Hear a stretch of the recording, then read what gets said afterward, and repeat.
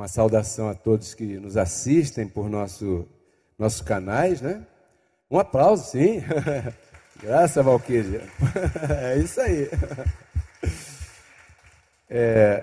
Nossos canais são a Rádio Ciência da Graça, pela internet, uma web rádio 24 horas no ar.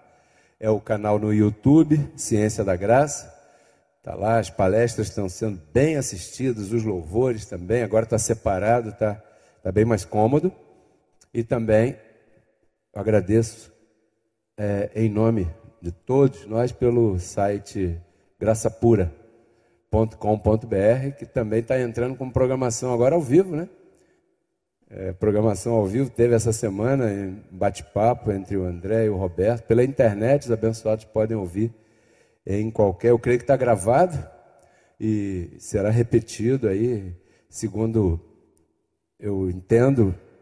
Nosso irmão André, pouco a pouco, vai combinar isso com vários abençoados. Não sei como é que é. Seria uma linda oportunidade para todo mundo participar, se puder, né? Aí. Então, um lindo aplauso ao Senhor por esses meios de comunicação.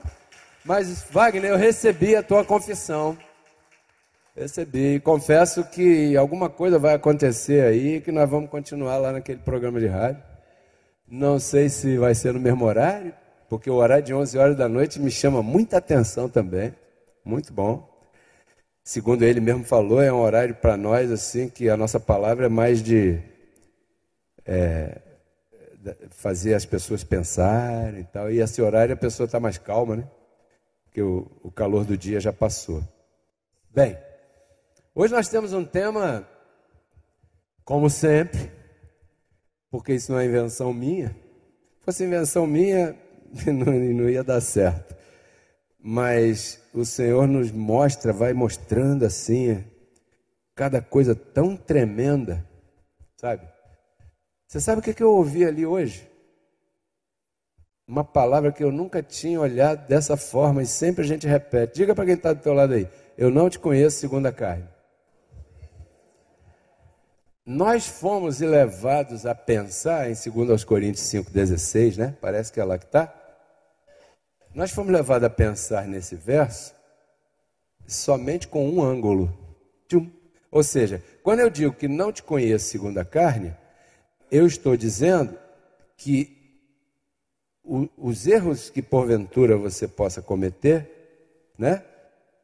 Não, para mim, não vão diminuir você, a tua grandeza do teu ser espiritual, porque você não é esse corpo de carne, você é um espírito perfeito, vestido por um corpo de carne, que está posto assim. Então, quando eu digo não te conheço segundo a carne, eu estou admitindo que em algum momento que você erre, eu jamais vou te desrespeitar por aquilo. Nós fomos levados a pensar só nesse ângulo. Mas tem outro. Tem outro, bicho? Tem. Não te conhecer segundo a carne, quando a gente diz que não te conhece segundo a carne, a gente está dizendo para essa pessoa, na verdade, também, que, olha, abençoado, eu não sei do que você é capaz de fazer, mas você é capaz de fazer muita coisa feia. Quando eu digo que eu não te conheço segundo a carne, eu estou dizendo, eu nem sei o que você é capaz de fazer. Ou seja, de você posso esperar tudo. Quantos estão me entendendo? Eu nunca tinha visto isso assim.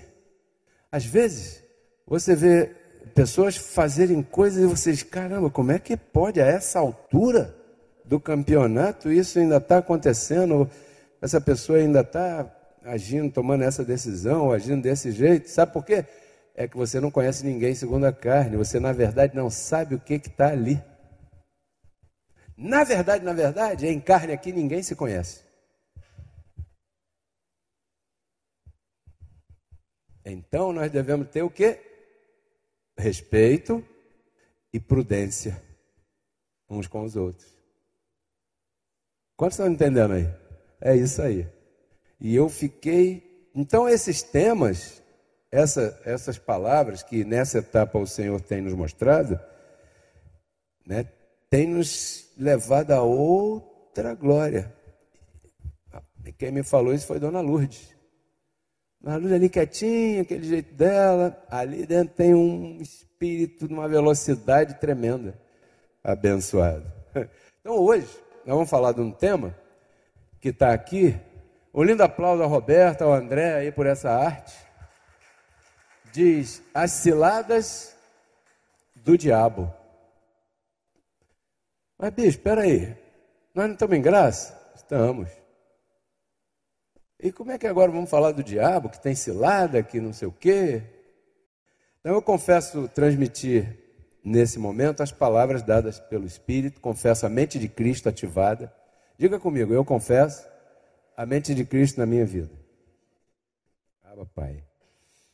Se nós vamos falar do diabo, nós temos que ter em conta começar essa palestra com um verso bíblico. Hebreus, hein? Hebreus 2,14. Já está aqui também, diz assim. De maneira que, ou seja, isso é uma conclusão. Tá? Isso é uma conclusão. Quando Paulo começa falando assim, de maneira que, opa, tem que ler o contexto, porque isso é uma conclusão. De maneira que, da mesma maneira, troca essa palavra por quanto que está aí, da mesma maneira que os filhos participam de corpo humano, ele também participou dessa mesma carne. Ele quem? Deus, que se vestiu de carne, para destruir por meio da morte na cruz, que é isso que Paulo está falando aqui, né? Aquele que tinha, não tem, o império da morte. Isto é quem? Quem é que tinha o império da morte? Segundo o apóstolo Paulo, Cristo na cruz destruiu o diabo. Como é que Paulo sabe disso? Quem contou para ele? Jesus Cristo ressuscitado, depois daquele primeiro encontro no caminho de Damasco, onde ele disse que apareceria a Paulo várias vezes. Certamente não foi para ver Flamengo e Vasco. Foi para falar essas verdades para que Paulo pudesse escrever aquilo que Paulo não viu. Está me entendendo? Né? Então, faça um exercício. Anote esse verso, principalmente essa palavra aqui, ó. Destruir aquele que tinha. Quando chegar em casa, pega a tua Bíblia e leia esse verso. Porque as Bíblias mal traduzidas, elas têm aqui, sabe o quê? Aquele que tem o império da morte. Se foi destruído, não pode ter. Mas os teólogos se confundem até na linguagem natal. Para destruir. Quantos creem que Cristo na cruz destruiu? Então como é que está o diabo? Destruído. Então faça esse exercício, quando você for comprar uma Bíblia, vá nesse verso, Hebreus 2,14. Tinha ou tem? Tem. Então deixa de lado e não compra essa Bíblia, porque ela também tem outros versos, depois a gente pode comentar sobre isso, que não estão legais, né? Então, tinha, boa Bíblia. Já põe atenção nessa aí para você comprar.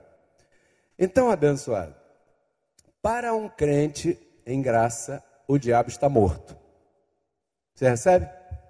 Então, diga aí para quem está do teu lado, o diabo está morto. Cristo destruiu o diabo.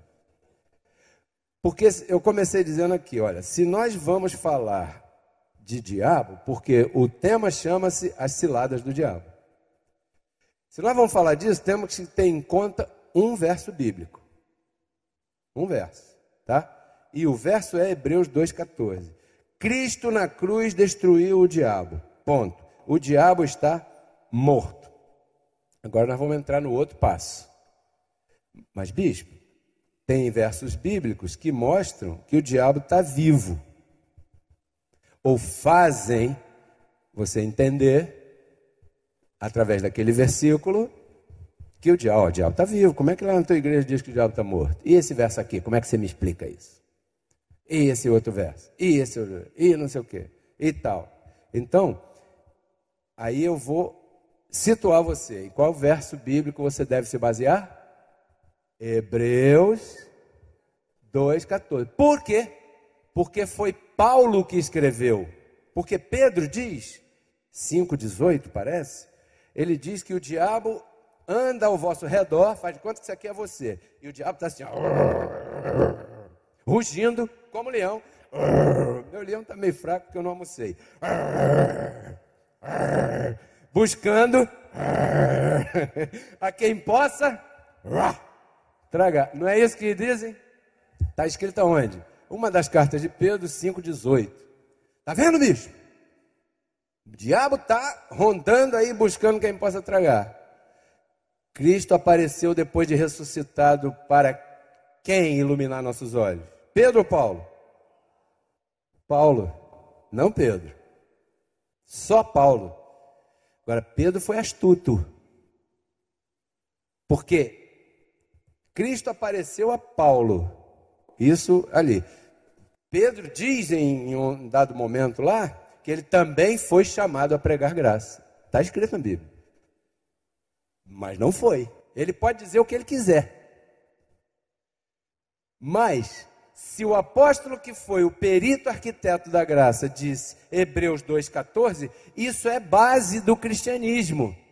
Porque essa foi a vontade que Cristo queria que a gente conhecesse acerca do diabo. Ele entregou para quem? Para Paulo. Paulo, escreve aí, porque você foi levantado para pôr esse fundamento da graça. Mas Pedro, não, o diabo está vivo. O diabo está vivo e está buscando. Então tem vários versos bíblicos que mostram que o diabo está vivo. E aí, às vezes as pessoas vão te confrontar. Para você poder explicar isso, você precisa mostrar àquela pessoa que há uma diferença entre os apostolados lembra aquele tema? Né? Os apostolados de Pedro e os demais, e de Paulo, que veio depois da ressurreição, 30 anos depois que Pedro tinha começado a igreja de Jerusalém. Porém, apesar de ter chegado no cenário depois, aquilo que Paulo escreveu é o fundamento do cristianismo. Não o que Pedro disse, o que ele escreveu, nem nada. Então, você já sabe, eu pus aqui. Em qual verso você vai se basear a respeito da vida ou morte do diabo? Ah, bicho, eu vou me basear naquilo que Paulo escreveu. Por quê? Você já sabe. Tudo isso que nós falamos aqui agora e o que você já sabe a respeito do chamado de Paulo, né? Então, como você pode ver, toda vez que nós colocamos um assunto assim no rádio, os telefonemas são muitos, porque as pessoas têm dificuldade em aceitar uma verdade bíblica, porque elas não compreendem aquilo que você já compreendeu em relação ao chamado do apóstolo Paulo e o que ele escreveu, que foi dado por Cristo e tal, e toda essa história aí que você já sabe. Então esse é um assunto de tamanha importância e nunca vai sair de moda aqui no nosso ministério, nas nossas palestras. Nós sempre vamos ter que tocar nesse assunto de um ângulo ou de outro ângulo, através de uma maneira, através de outra maneira. Então o nosso propósito hoje aqui é dar um pouco mais de material para que você e quem está nos assistindo funcione bem em relação à tua inteligência espiritual. Quantos recebem? Então o apóstolo Paulo fala sobre o diabo também. Porque outro dia a gente falou aqui, 2 passos. Você tem que, primeiro, basear a tua convicção, a tua fé no que está escrito. Mas não é o que está escrito na Bíblia toda. Com todo respeito à Bíblia. Nós não estamos faltando com respeito à Bíblia. Nós estamos situando os livros. Então devemos basear a nossa confissão, a nossa fé, no Evangelho. E considerar a Bíblia. Claro, eu vou considerar toda a Bíblia. Claro. Agora, o que Cristo quis que eu conhecesse acerca das coisas espirituais, Ele entregou ao apóstolo Paulo. E por isso, não foi por acaso, o apóstolo foi escolhido para ter 14 dos seus escritos reunidos aqui. É o homem que mais escritos tem nos 66. Dos 66, 39 são do Velho Pacto, 27 são do chamado Novo Pacto, de Mateus para frente, né? E desses 27, 14 livros, a maioria foram escritos pelo apóstolo Paulo. Isso não foi à toa. Isso foi uma obra predestinada. Porque aqui nesses 14 livros está a nossa herança. Aqui nesses 14 livros está escrito aquilo que Deus quis que a gente conhecesse durante a nossa vida. Porém, a religião confundiu. Como? O apostolado desses aqui tinha que terminar aqui. Eles trouxeram essa doutrina para cá. Aí misturou com aquilo que Paulo tinha que fazer.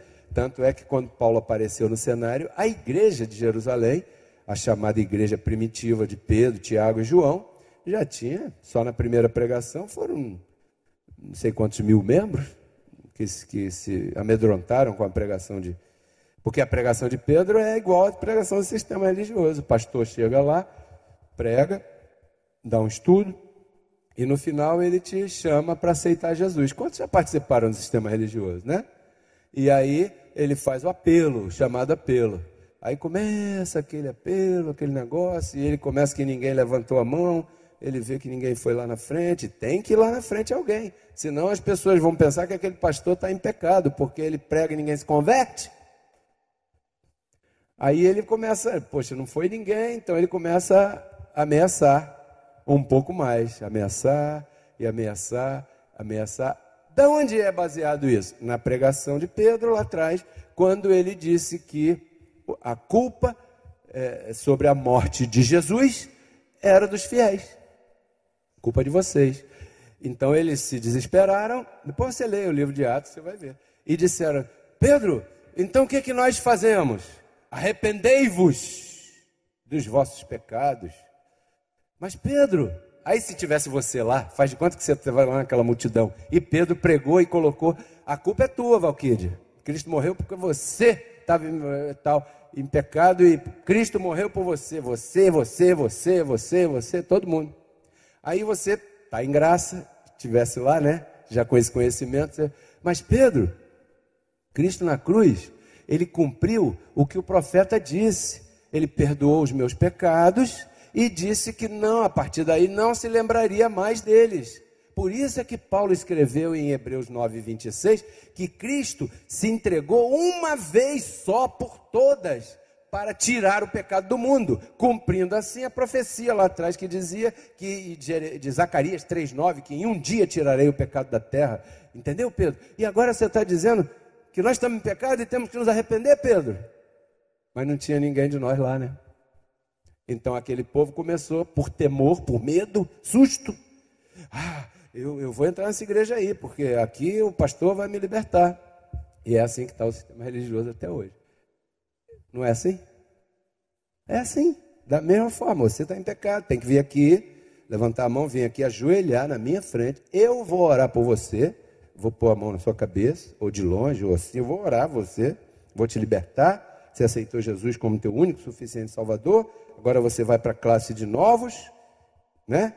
E se batizar nas águas, porque tem que se batizar nas águas, senão o que Cristo fez na cruz não adianta. Abençoado, está tudo errado. Você consegue ver isso claramente? E a história do diabo é a mesma coisa. Então, quando uma pessoa vem discordar de você a respeito do diabo, ela vai usar vários versos bíblicos. E a ideia aqui, o nosso propósito, é te dar um pouco de material para que você possa ver como é que esse assunto é tão profundo, tão grande. Porque o próprio Paulo fala de diabo. Não fala? Então vamos aqui, Efésios capítulo 4, verso 27. Veja o que ele diz aí. Efésios 4, 27. Olha aí, ó. Pô, bicho, jogou, você falou já 19 minutos, caramba. 20, 59, 20. 20 minutos. Para falar uma tese, vamos colocar assim, né? E agora você põe um verso aí que joga tudo no chão. Aí, O próprio apóstolo Paulo está dizendo, não deis lugar ao diabo, nem, não é não, é nem deis lugar, vamos à inteligência espiritual, quantos recebem? O que está escrito ali? Não deis lugar ao diabo, ou nem deis lugar ao diabo. Isso é diferente. Diferente é diferente. Claro que é diferente. Porque as pessoas dizem assim, não, está escrito na Bíblia, não deis lugar ao diabo. Está escrito em Bíblias que tem uma versão feia. Mas numa Bíblia como é uma versão, né, em linha, nem deis, e o verso de cima tem uma vírgula. Se você olhar o 26 que nós vamos ver aqui, então aí está dizendo, o apóstolo Paulo está dizendo, nem deis lugar ao diabo. O que significaria não dar lugar ao diabo? Para você que está em graça e sabe que o diabo foi destruído. Não dá espaço à mente carnal para atuar naquele vazio que você deixou. Porque quem deixa o vazio é você. Tanto é você que Paulo está dizendo aí. Você tem o poder de dar lugar ou não dar lugar. Então, quando alguém disser, olha, você disse que está destruído, mas aqui está dizendo não dá lugar. Sim, aí está dizendo, nem deis lugar ao diabo. Aí eu quero ler para você aqui o verso 26, Efésios 4, 26, que diz assim, olha, irai-vos, vírgula, porém, não tanto. Só que Paulo usa aqui uma palavra, não pequeis. Agora ele inseriu a palavra pecado num outro contexto, que não é o pecado de separação espiritual, é o pecado de você cometer um erro profundo. Se você ler o contexto, com os olhos iluminados, você vai ver que no verso 26 ele está dizendo, irai-vos, porém não pequeis, ponto e vírgula. Em que, Paulo? Não se ponha o sol sobre vuestro enojo, sobre vossa ira. Não durma com aquela mágoa no coração em relação àquela situação, àquela pessoa. Porque se você faz isso, você está cometendo um erro de deixar um espaço vazio daqui lá na parede para o diabo com D minúsculo, que é a mente natural, entrar aí. Quantos já dormiram aborrecido com a esposa? É disso que ele está falando, hein? Quantas mulheres já dormiram aborrecidas com o marido? Abençoado.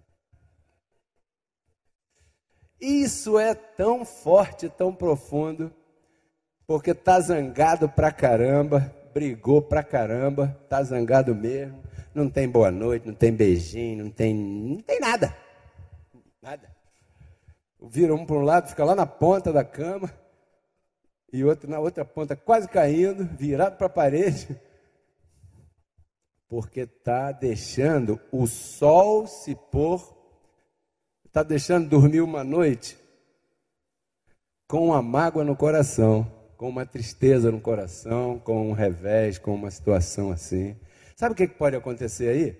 Pode acontecer da mente carnal tomar esse espaço que você está deixando, tanto você, marido, quanto você, esposa. Estou falando de uma situação assim, mas você aplica em qualquer coisa. Um amigo, trabalho, alguma coisa. Qualquer coisa. E você está deixando esse espaço para a tua mente natural começar a trabalhar. Aí você fica chateado, porque você está chateado com aquela situação ali. É isso que Paulo está falando. Então, quando você lê os versos e contextualiza, você está vendo que agora, esse diabo aqui do verso 27, já tomou outra cara. Ele não está falando de Lúcifer. Ele está falando de outra coisa. E se você for procurar mais a fundo, essa palavra significa gênero carne. E algumas Bíblias tem a palavra diabo com um D grande, como se fosse nome próprio. Para você ver como é que são as traduções. E influenciam. Porque quando você lê uma Satanás com S grande, você pensa que é uma pessoa. E Satanás significa o quê? Adversário. Quem é o teu adversário? Então, abençoado, quando você lê o verso 26 e contextualiza, esse verso 27 não é um verso solto, você olha que tem uma vírgula aí. E se você lê o verso sem contextualizar, fica parecendo que o diabo é esse ser que anda voando por aí, procurando alguém dando bobeira, tá? E o diabo. Aí você brigou com a esposa brigou com você e tal, e está aborrecido, aí o diabo entrou. O diabo da carne que entrou. Aí você começa a pensar, não resolveu a situação, não sentou, deixou a noite chegar e tal. Aí você começa a pensar, poxa, antes eu não tivesse me casado com aquela pessoa, eu estava melhor. Antes eu não tivesse feito isso, aí eu para que quero esse cara que não serve para nada? Que não sei o quê, que não sei o quê. E aqui, ó, e não está falando com ele, está falando sozinho. Não venha me dizer que não é assim, porque você também é assim. Porque em carne, todos nós temos. E você ir, que não sei o quê, que não sei o quê, que não sei o quê. Aí sabe o que acontece? Meu abençoado. Quando você vai para a cama e dorme com mágoa no coração, no dia seguinte a mágoa está viva. Você acorda, se não deu boa noite, vai dar bom dia. Você sai até mais cedo de casa para não dar bom dia. Tem gente que riu aí. Parece que já viveu isso, ou já fez isso. Não sei, né? Então, quando você, no dia seguinte, relembra aquilo, sabe o que você está fazendo? Abençoado. Você está revivendo aquela situação. Você está realimentando uma situação carnal que você não resolveu. Aí esse diabo com D minúsculo já está sentado na poltrona, ó, tranquilão, dominando a situação. Aí acontece uma situação qualquer na rua, porque na rua acontece qualquer coisa, e você já está... Aí não preciso comentar mais sobre isso, que você já entendeu onde vai. Por quê? Porque você pensa nisso, eventualmente você vai na hora do almoço se queixar com um colega ou uma colega de trabalho disso, e eventualmente isso se manifesta, porque aquilo que está na tua mente é o que sai pela boca, e aquilo que sai pela tua boca é o que te prende. Tema desses versos passados que nós falamos aí. Tudo aquilo que você fala, como disse Wagner aqui, né?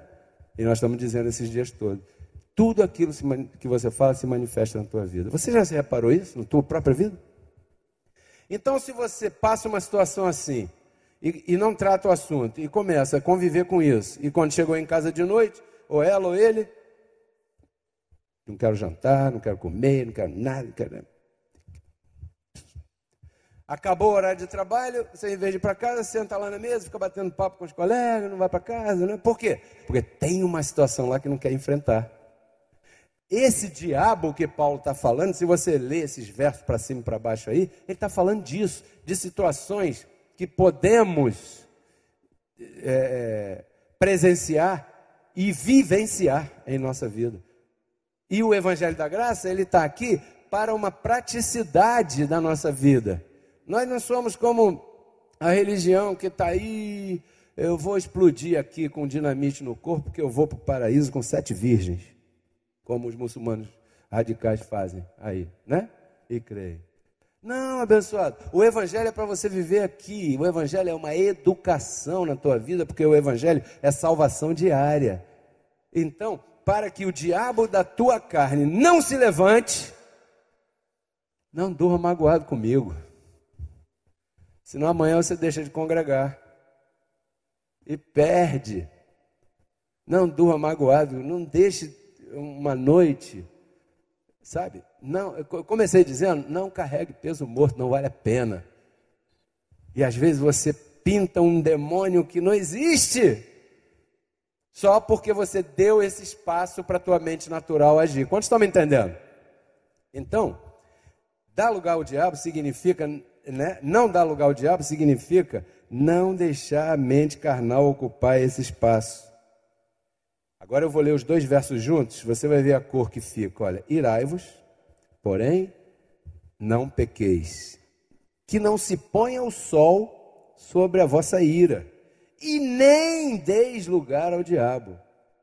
Então Paulo está falando de uma situação aqui, que pode haver na vida de uma pessoa, né?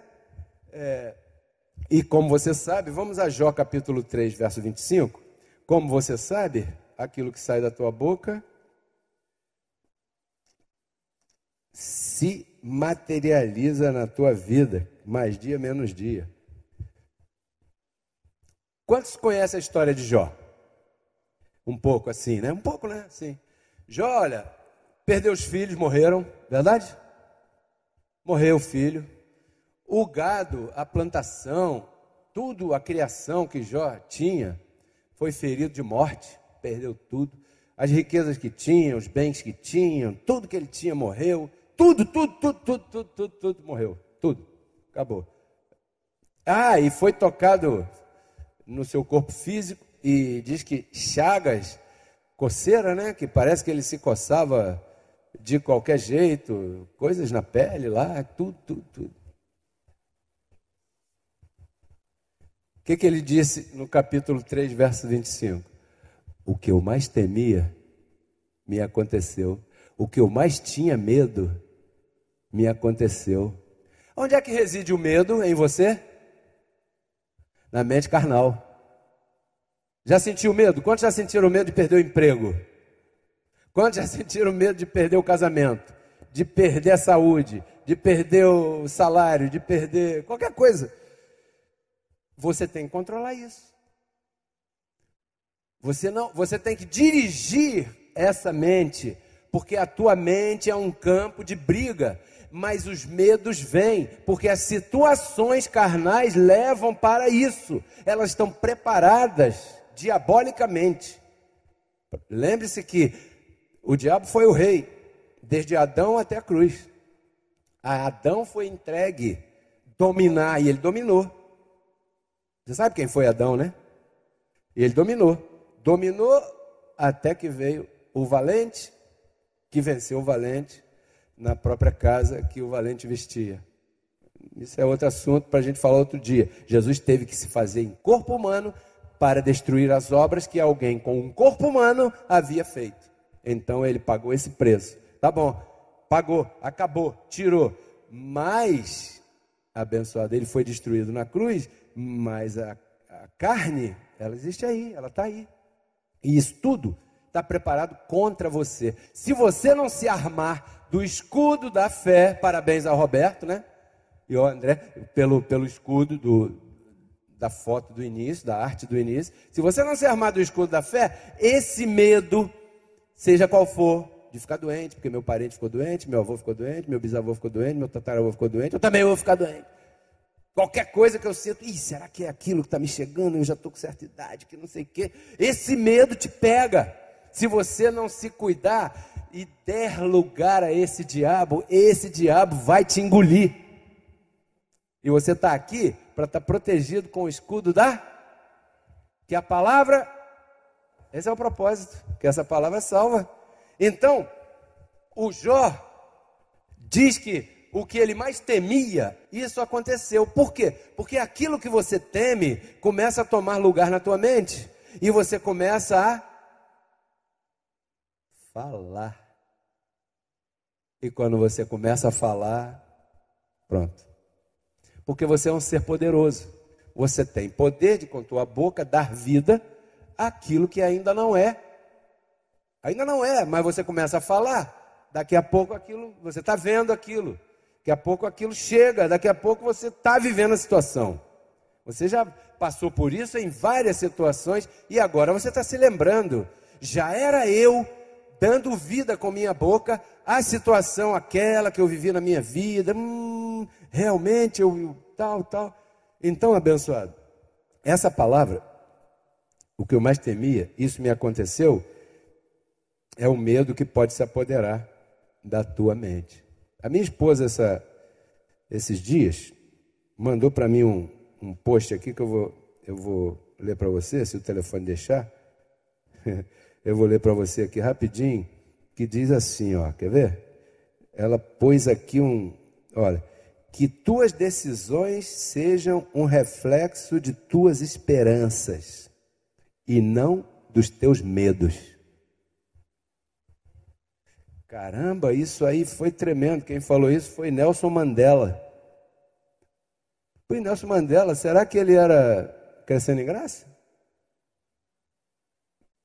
Mas eu posso usar isso aqui? Claro! Porque o que ele está falando é graça pura. Quantos estão entendendo isso? Que tuas decisões sejam reflexo da tua esperança, da tua expectativa. Não, eu vou continuar preparando as vinhetas para o programa de rádio, porque eu tenho esperança de que não sairemos de lá.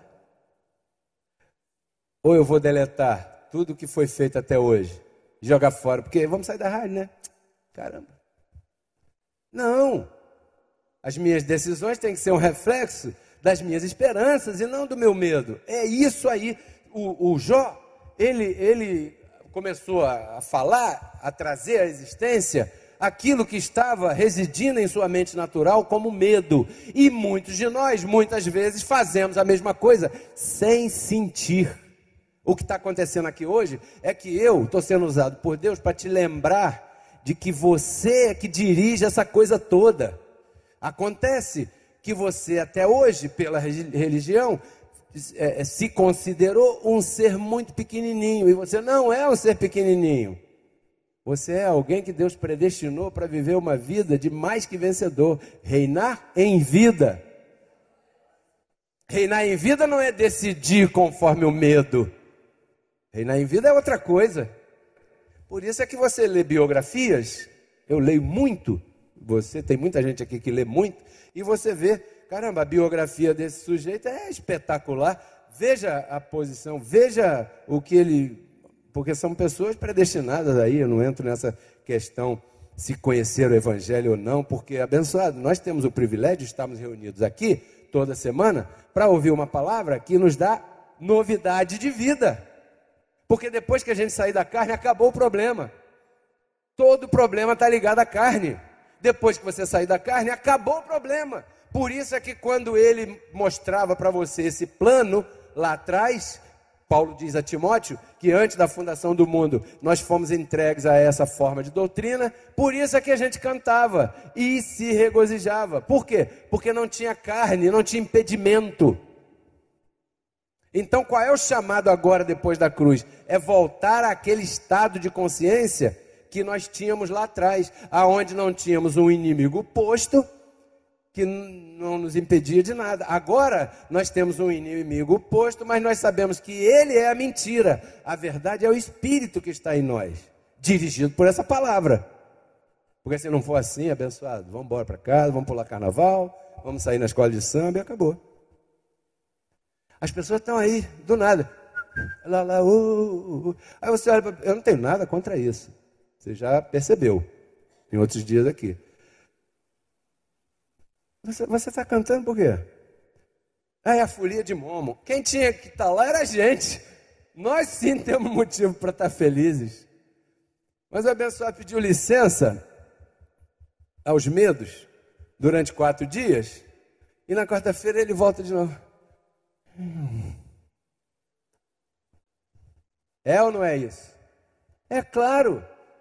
Mas é um povo alienado, é um povo que está adoecido pelo sistema.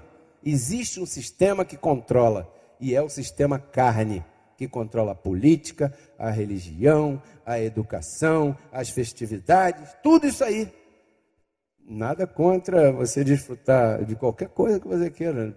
Eu quero fazer esse parêntese. Porém, você olha assim e você fala, caramba, vamos voltar aqui. Então, abençoado, tuas decisões são um reflexo daquilo que está te dominando. O que está te dominando aí? Pergunta para quem está do teu lado aí, o que está te dominando agora? É a esperança ou é o medo? Hein? Você crê que o país vai melhorar? Eu creio. Bicho, você está vendo? Não. Mas eu não ando pelo que eu vejo. Os colegas lá nos ambientes onde eu ando dizem, você é o eterno otimista. Eu falei, sou. Primeiro eu sou otimista comigo mesmo, porque se eu não fosse, eu já estava enterrado, né? Então lembre-se que toda batalha acontece na tua mente, abençoado. Tua mente é teu espírito, é aí que se encontram as ciladas do diabo. Ah, cilada do diabo. Pois é, então qual é a proteção? Efésios capítulo 6. Qual é o escudo? Efésios capítulo 6, verso 11. É o antivírus. Olha o antivírus aí. Vestivos de toda a armadura de Deus. O que é a armadura de Deus? Diga comigo, o conhecimento da palavra, né? Vestivos de toda a armadura de Deus, para que possais estar como? Quantos estão firmes aqui? Diga aí, eu estou firme. Contra as ciladas de quem? Em algumas versões diz, contra as astutas ciladas do diabo. Porque as ciladas da carne, elas vêm disfarçadas. Astúcia, a tua carne é astuta. Os homens que já enganaram as mulheres aqui sabem que a carne é astuta. Vamos mudar de assunto. Os funcionários que enganaram os patrões em algum momento sabem o que é astúcia. Para faltar ao trabalho? Que artimanha você já fez? Não me conta não. Para dar uma voltinha em alguém, o que você já fez? Hein? Pode ser novo, pode ser qualquer um. A carne é astuta, vem cilada. Então, a nossa vida, como nós estamos vestidos em carne, ela está cheia de cilada. Quer ver uma cilada? Um sintoma de enfermidade. Isso é uma cilada. Você está curado. Diga aí, eu estou curado. Mas às vezes dói a perna. Não dói? Dói a cabeça? Não dói? Dói o estômago? Sei lá, dói a coluna, né? Dói? Eu já, às vezes, poxa, minha coluna, por que está doendo minha coluna? Será as 4 hérnias que eu tenho de disco, que o médico falou que eu tenho, me mostrou e tudo na foto. Não, você tem 4 hérnias de disco na lombar. Sim, é por isso que doeu aquele dia. É, foi isso. Você não pode pegar teu filho no colo, hein? Sim, senhor, doutor. Você não pode correr. Sim, senhor. Você não pode caminhar forte, hein? Sim, senhor. Vou obedecer esse médico nada, eu estou curado. Senão não vou viver. É claro que eu não estou dizendo para você fazer essa desobediência. Mas o que eu estou dizendo é que o teu corpo tem sintomas e esses sintomas são ciladas. Por quê? Porque eles, às vezes o teu corpo está com a mentira mesmo ali, manifestada. Mas esses sintomas começam a querer dominar a tua mente e você se assusta. E porque você se assusta, você já deixa de reinar em vida. Não se assuste com as coisas que teu corpo puser. As situações econômicas do país. E isso são propostas que vêm com artimanha, com astúcia, com tal, com isso, com aquilo. Abençoado, você é mais que vencedor sobre todas essas coisas. Vestivos de toda a armadura de Deus. Eu pasmo quando eu vejo um crente. E aí, abençoado, tudo bem? Mais ou menos, irmão. Porque eu estou aqui, sabe, a coisa está meio ruim. Meu marido foi demitido, meu filho está na droga. Ou então o outro, não, porque minha esposa está com as ideias aí, porque não sei o que e tal. Abençoado, peraí. E a palavra, e a armadura de Deus? Não, mas eu vou à igreja todo domingo, eu oro todo domingo, eu vou lá, o pastor unge com óleo, eu sou batizado, eu participo do grupo não sei o que, eu subo no morro, evangelizo não sei aonde, no prisão, no hospital, não sei o que. Mas e a palavra para você? Se você não sabe nem usar para você, como é que você vai falar para um preso? Como é que você vai falar para uma pessoa na rua? Se você não tem isso aqui para você, na tua vida. Por isso que está cheio de gente. Olha, Vestimos de toda a armadura de Deus para que possais estar firmes contra a cilada do diabo. Paulo está dizendo assim, está tudo bem hoje? Tá. Então, espera, hein, porque as ciladas vêm. Ninguém está livre. Se ele está dizendo para que você possa estar firme, é porque mais dia, menos dia ela vai chegar. Certamente virão. Quantos estão entendendo? Você não está livre disso. O que você está chamado é estar firme. Porque se você não está firme, você vacila. Se você vacila, você desiste. E às vezes, por desistir, não colhe. Vamos repetir o verso? Gálatas 6:9. Olha aí, de novo. Ó. Não nos cansemos. E as armaduras, aí ó, a armadura de Deus na mente. Porque a seu tempo colheremos, se não desmaiarmos. Diga para quem está do teu lado, não desista. Bispo, e aí? Só tem uma forma de se proteger, abençoado. Efésios capítulo 6, verso 13. E com isso terminamos aqui. Portanto, tomai a armadura de Deus para que possais resistir no dia mau. Poxa, eu pensei que eu, vindo congregar aqui, no ministério que prega a graça, eu estaria livre do dia mau, bispo. Poxa, eu estou fazendo tudo certinho, entendi, essa é a vontade de Deus, mas ainda continua o dia mau? Continua. Sabe quando é que o dia mau vai acabar? Quando você sair do corpo de carne. E eu acho que aqui ninguém quer morrer. Né? Para que possais resistir no dia mau. E tendo acabado tudo, tendo passado a prova, a tribulação, você continua firme. Você não se move. Lembra aquela planta que eu falei outro dia aqui, o cedro do Líbano? Que pode vir o vento, a chuva, a tempestade, pode dar sol e sol e sol, e ele não morre. Por quê? Porque ele se alimenta. Ele, antes de subir, ele cresceu no fundamento e se alimenta da sua raiz. E ó, pode passar tempo que for chovendo, ventando, dando sol, tormenta, ele além de não quebrar, não morre, porque ele se alimenta da sua raiz. Esse é o meu desejo para você, essa é a minha confissão para você, e não o que aconteceu por aí no passado. Não, estamos edificados. Aí chega qualquer mamãe e arrasta. Está edificado? Não está, né, abençoado? Senão não seria arrastado.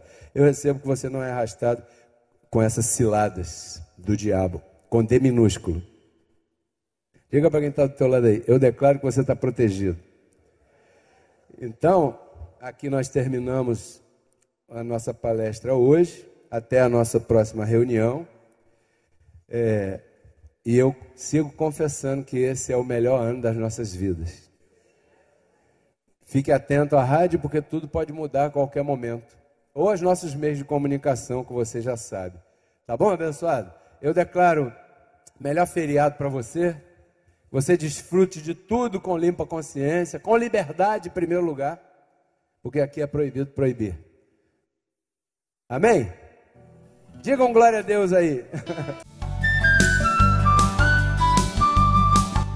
Porque Cristo na cruz não transformou a nossa carne, né? Ele resgatou o nosso espírito. A Bíblia diz que Deus estava em Cristo reconciliando consigo os seus filhos, né? E nos entregou a palavra da reconciliação. E a palavra da reconciliação é essa que nós pregamos, abençoado.